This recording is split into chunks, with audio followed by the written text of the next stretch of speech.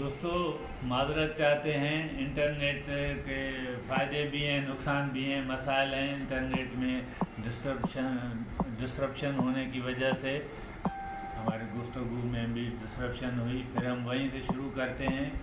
मैं ये गुजारिश कर रहा था कि जो लीडरों ने आपको जो बात बताई थी, जिसके नतायज आप समझते हैं कि आपके हक़ में नहीं है, आज फिर आप वही नुस्खा, उसी बीमारी के लिए वही नुस्खा आपको बताया जा रहा है। और इस पर भी आप गौर करें कि जो लीडर आपको यहाँ सिंधी कौम में जम होने से रोकते हैं, आपको यहाँ कहते हैं अलग शनाख्त हो, वो खुद बरतानिया, कनाडा, अमेरिका, ऑस्ट्रेलिया में जाके शहरियत लेते हैं। आप गौर करें, यानी वहाँ की तो शहरियत उनको मिलती है तो वो उस पर जश्न मनाते हैं कि हमें अंग्रेज़ों ने अपनी शहरियत दे दी। यहाँ पे सिंध के लोग इतने मेहमान नवाज, इतने रवादार हैं, वो खुद आपको ऑफ़र करते हैं कि आप सिंधी बने। तो आपको उससे रोका जा रहा है कि नहीं, आप सिंधी न बने, सिंध के साथ आप शामिल न हों। आपको ये गौर करने की बात है। और सिंधियों ने कभी नस्ली बुनियादों पर कौमी बात नहीं की। आपको कोई मजबूर नहीं करता कि आप सिंधी बनने के लिए आप सिंधी ज़बान लाजमी तौर पर बोलें। यहाँ सिंध में दो किस्म के लोग आए। सिंध में लोग आते रहते हैं, तारीख़ में आते रहे हैं, और उसकी वजह यह है कि सिंध खुशहाल इलाका भी है और सिंध के लोग मेहमान रवादार, इंसान दोस्त भी हैं। अब कुछ लोग उनके नाजायज़ फ़ायदा उठाते हैं, ये अलग बात है। इन चीज़ों की वजह से, इन वजूहात की बिना पर लोग आते हैं। वो दो किस्म के लोग रहे हैं तारीख़ में, आप पढ़ें। एक वो लोग हैं जिन्होंने सिंध को अपना वतन समझा, तो सिंधियों ने उनको अपना भाई बना लिया। न सिर्फ भाई बना लिया, कई सूरतों में उनको अपना रहनुमा बना दिया। मसलन सिंध की एक शख्सियत जिस पे सिंध के 99.9% लोग जिस पर मुतफ़िक़ हैं, वो शाह अब्दुल लतीफ़ भिटाई है। वो कंधार से आए थे, लेकिन न उनसे बड़ा कोई सिंधी है, न उनसे ज़्यादा सिंध की किसी ने खिदमत की है। सब सिंधी लोग उस पर मुतफ़िक़ हैं। GM सैद बाहर से आए, बलोच नस्ल के लोग आए यहाँ पर, वो अब सिंधी हो गए हैं। सिंधी समाज में उनका इतना ज़बरदस्त किरदार है और साथ ही उनकी इतनी ज़बरदस्त अहमियत है। यहाँ पर कराची के मैमार जिनको कहा जाता है, जदीद कराची के बानी जमशेद मेहता, उनको सिंधी ज़बान तो आती नहीं थी, पारसी थे वो, लेकिन उन्होंने कराची को बेसत सिंध के एक शहर के अपनाया, सिंध को अपनाया, तो वो सिंधियों के लीडर हैं। आपको मालूम होना चाहिए कि उस वजह से उनको सिंध असेंबली में दादू से सिंध के लोगों ने मुंतखब किया। सिंधी ज़बान भी उनको नहीं आती थी। GM मैकरी साहब मैसूर से यहाँ आए थे।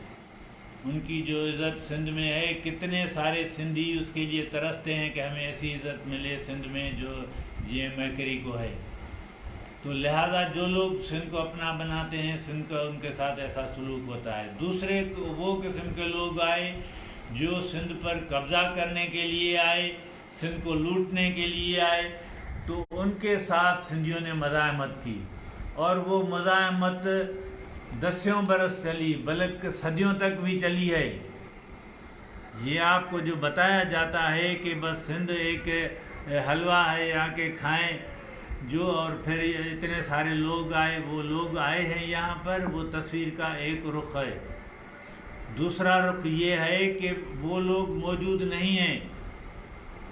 मैं आपको एक तारीख़ अहम पहलू की तरफ निशानदेही करता हूँ। अरब जब अरबस्तान से निकले, अफ्रीका में, एशिया में, दूसरी तरफ वो फैल गए, सिंध में भी आए। आप नताज देखें, मिस्र में अरब गए, मिस्र अरब बन गया, पहले अरब नहीं थे। नॉर्थ अमेरिका में गए الجزائر مراکش میں وہ عرب نہیں تھے پہلے، وہ عرب بن گئے۔ سندھ میں عرب آئے، 300 سال تک انہوں نے حکمرانی کی، لیکن سندھی ان کو وہ عرب نہیں بنا سکے۔ ان میں سے کئی سندھی بن گئے اور کوئی واپس چلے گئے۔ سندھ آج بھی سندھیوں کے وطن کے طور پر قائم ہے۔ میں ایک آپ کو مثال تاریخ کی دیتا ہوں کہ سندھیوں کی مزاحمت کی قوت کیا ہے جب وہ کریں۔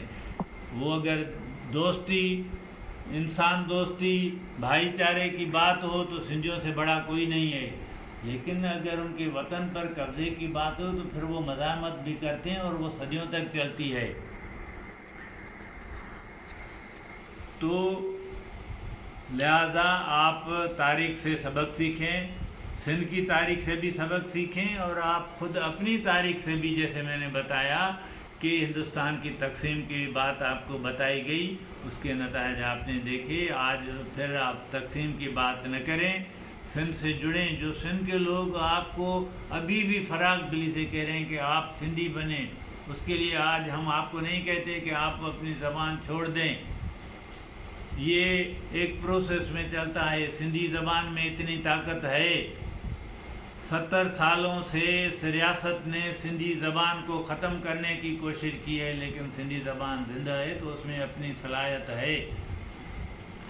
میں آپ کو ایک اور مثال دیتا ہوں۔ سندھ کے علاقے تھر میں جو لوگ گھر میں زبان بولتے ہیں، ڈھاٹ کی زبان، مجھے تو سمجھ بھی نہیں آتی۔ اردو میں آپ سے بات کرتا ہوں، میں اردو میں لکھتا ہوں، پڑھتا ہوں، اور شاید کئی اردو بولنے والوں سے بہتر لکھتا ہوں۔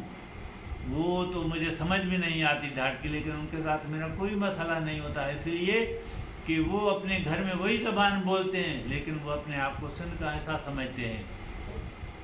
لہذا میں یہی گزارش آپ سے کروں گا کہ آپ اس پر غور کریں، صورتحال پر غور کریں، اور سندھیوں کی آپ کے ساتھ جو برتاؤ ہے اس کا مثبت جواب دیں۔ اس میں سندھ کا بھلا ہے، اس میں آپ کو یہیں رہنا ہے۔ آپ کے یہ لیڈر جو آپ کو یہاں لڑاتے ہیں، آپ دیکھیں، اس پر بھی غور کریں کہ وہ کہاں ہیں۔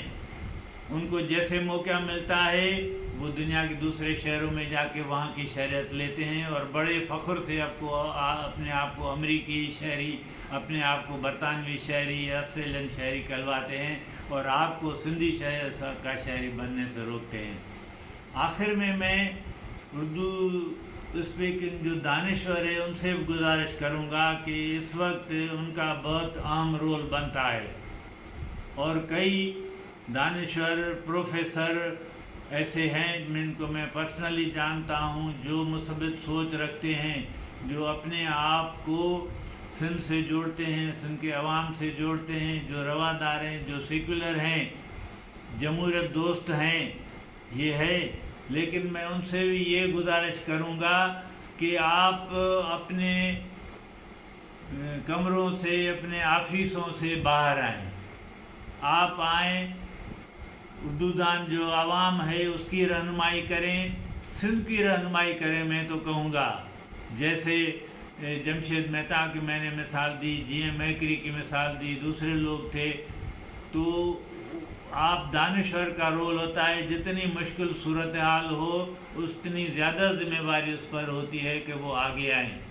تو میں صرف یہ گزارش کروں گا کہ جو باتیں آپ سیمیناروں میں، کمروں میں کرتے ہیں، وہی باتیں اب عوام میں، خاص کر کے اردو عوام میں آپ اپنا رول ادا کریں، تاکہ ان کو ایک مرتبہ پھر اس دھوکے سے بچایا جائے۔